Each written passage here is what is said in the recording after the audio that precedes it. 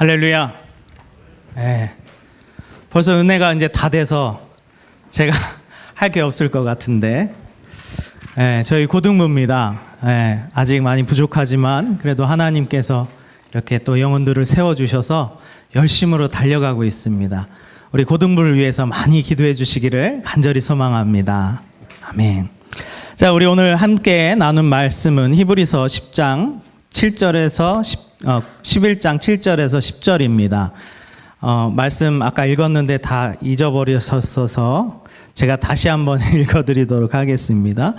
자, 믿음으로 노아는 아직 보이지 않는 일에 경고하심을 받아 경외함으로 방주를 준비하여 그 집을 구원하였으니 이로 말미암아 세상을 정죄하고 믿음을 따르는 의의 상속자가 되었느니라.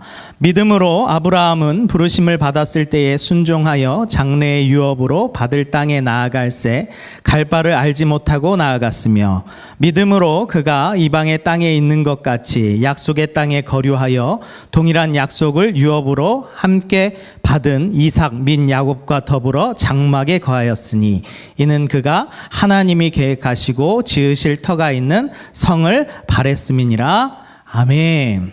자, 오늘 말씀의 제목은 나아갈 바를 알지 못한 채라는 제목입니다. 제가 이제 계속 말씀을 애굽, 광야, 가나안 이렇게 신앙의 여정을 우리가 이렇게 밟아가야 된다 말씀드렸는데, 특별히 애굽 지나서 이제 광야 땅을 많이 얘기했습니다.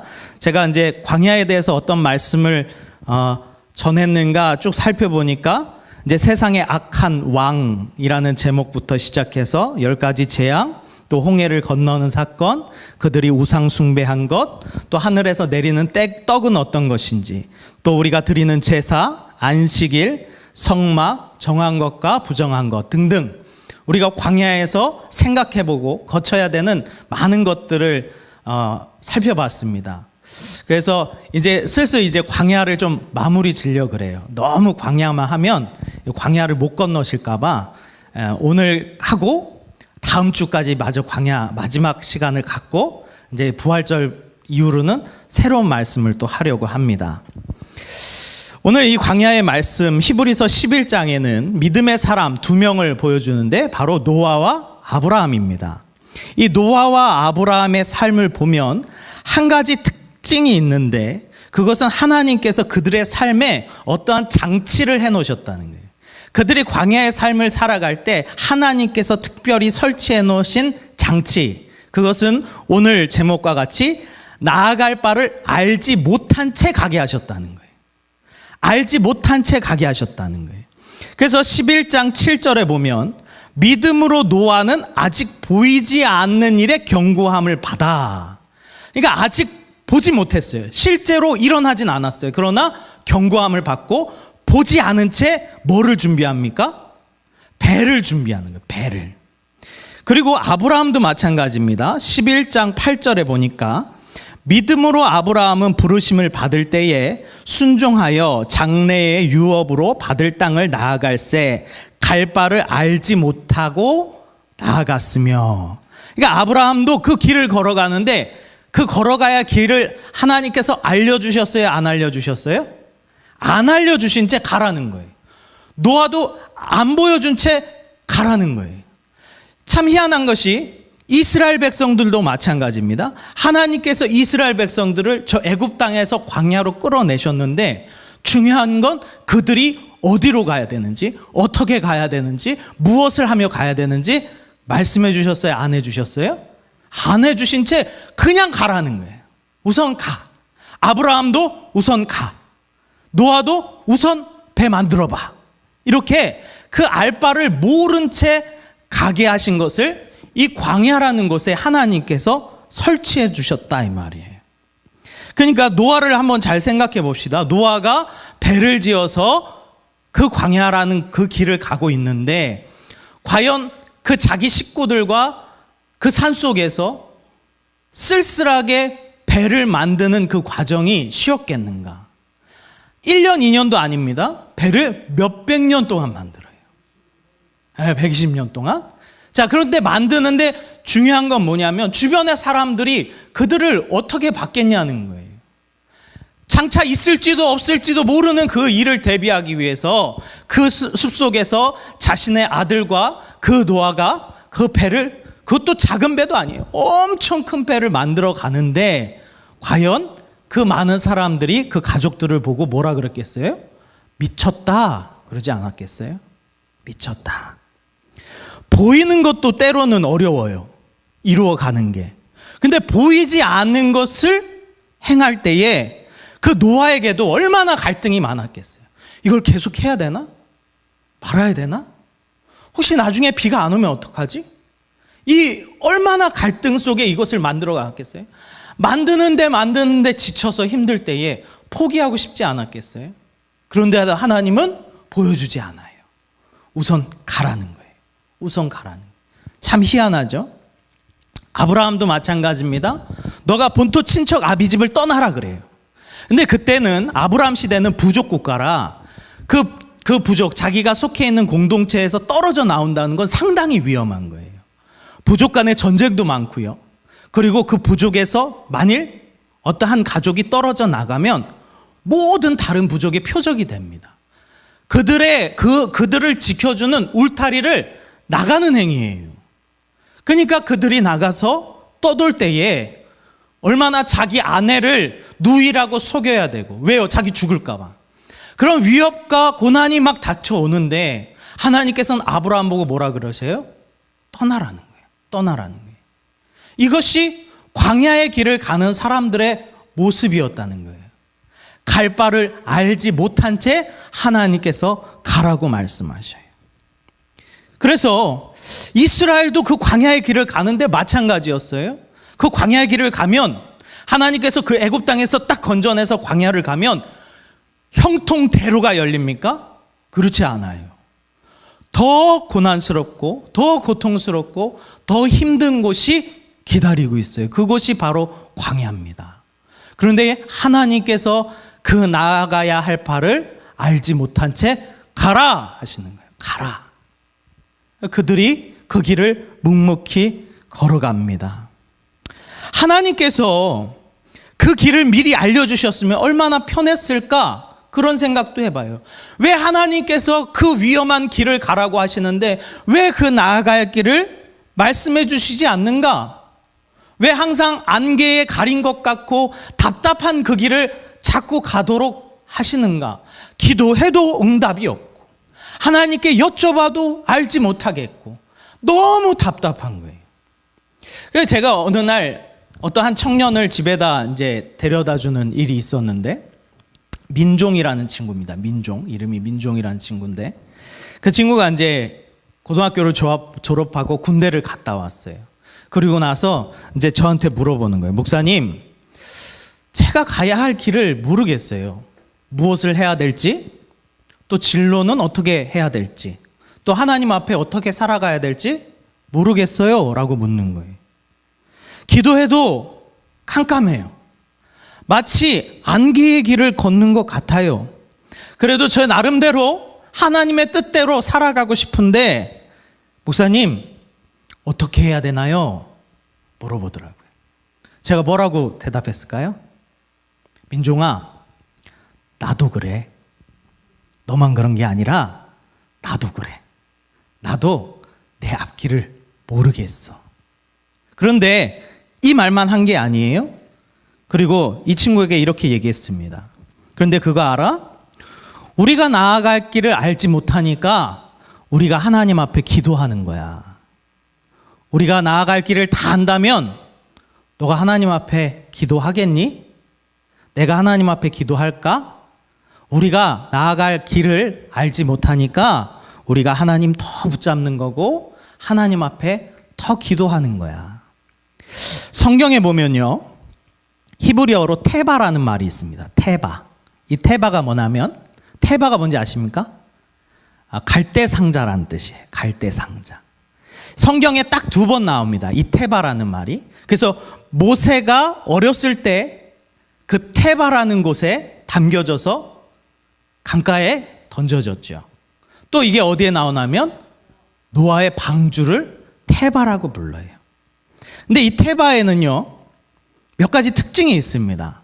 뭐냐면 먼저는 그 배를 밀고 나갈 동력이 없어요. 그냥 떠 있으면 떠 있는 대로 흘러가는 거예요. 태바는 돛대가 있거나 아니면 노를 저어야 되거나 이런 거 아니에요. 그냥 나무 상자입니다. 그래서 그것을 움직일 수 있는 힘이 그 안에 있는 사람에게는 한 개도 없어요. 그리고 이 또 태바의 특징이 뭐냐면 방향을 결정할 수 있는 키가 없어요.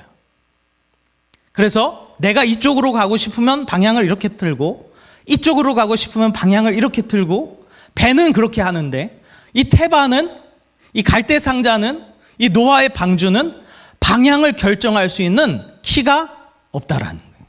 그리고 또 무엇을 모르느냐? 언제 끝날지 몰라요.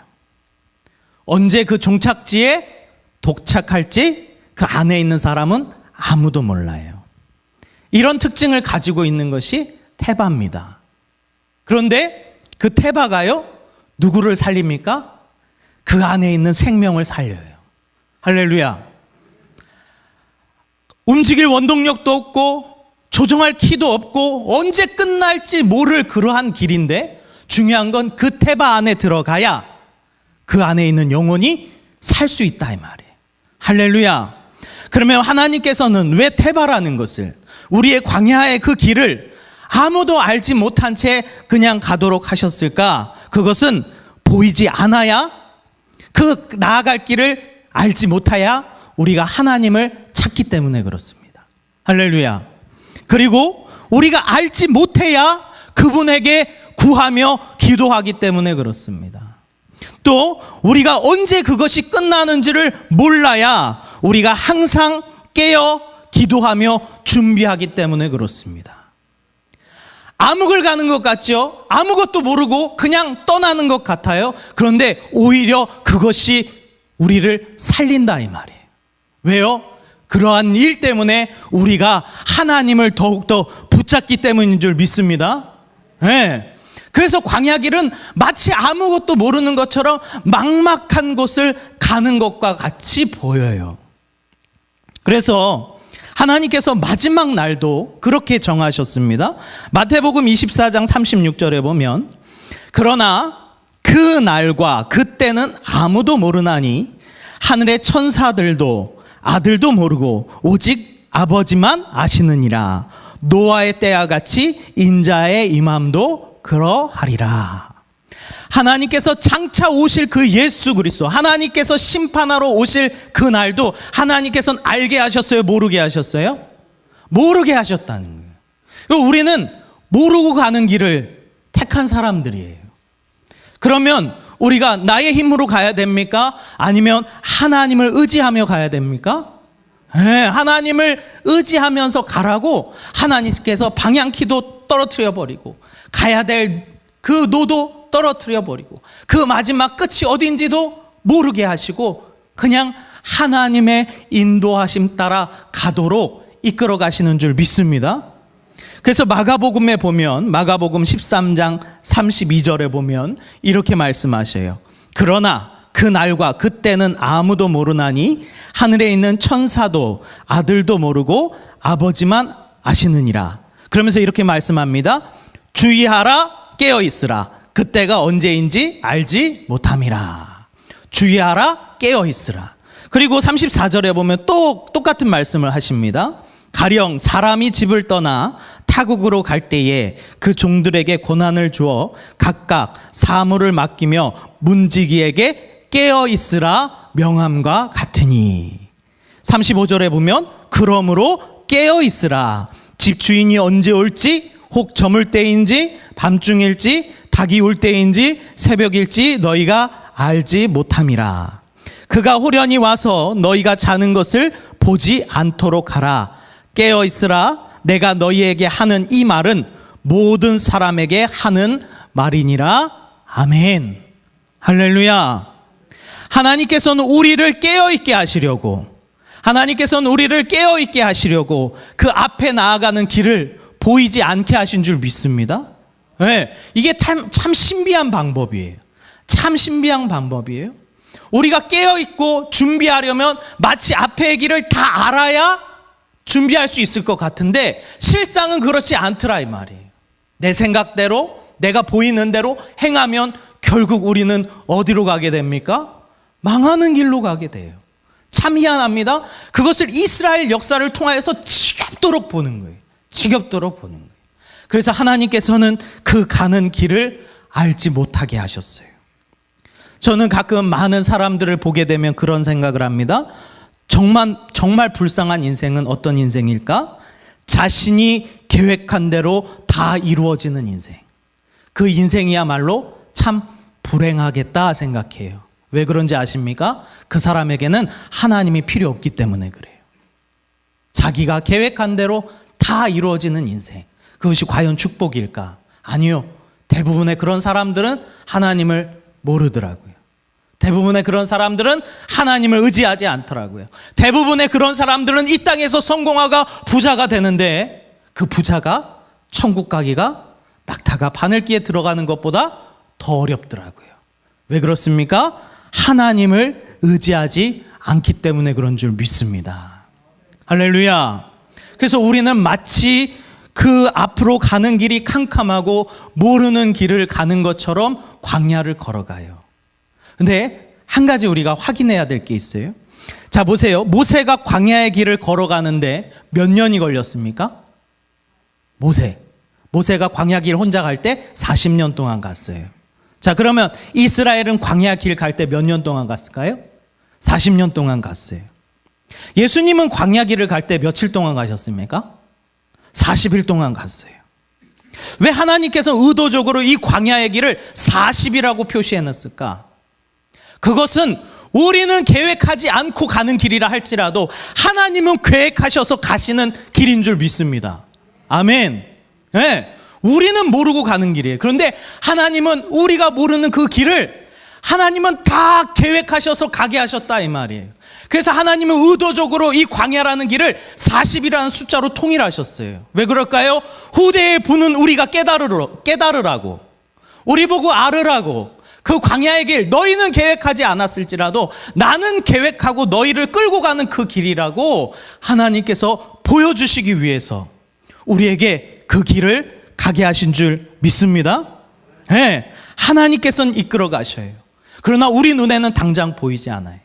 그러나 신앙의 연주가 오래되고 믿음 생활을 오래 하신 분들은 가끔 그런 얘기를 하셔요.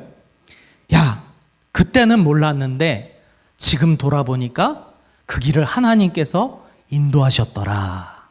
그런 얘기를 하시더라고요. 우리가 그 길을 알지 못한다 할지라도 하나님께서는 그 광야의 길을 믿음으로 떠나는 자들에게 계획하시고 준비하시고 결국 저 가나안 땅, 영원한 축복의 땅으로 하나님께서는 기필코 인도하여 주시는 줄 믿습니다. 그러기에 우리가 광야의 길을 갈 때 캄캄하여 아무것도 보이지 않는다 할지라도 우리는 오직 믿음으로 그 길을 가야 되는 줄 믿습니다. 오늘 이 시대가 그런 것 같아요. 캄캄하고 그 장차 앞의 길이 어떻게 될지 모르겠어요. 그러나 우리가 믿음 가지고 가면 하나님께서 반드시 끝까지 책임져 주시고 그 광야의 길을 걸어갈 수 있도록 인도하여 주시는 줄 믿습니다. 아멘. 우리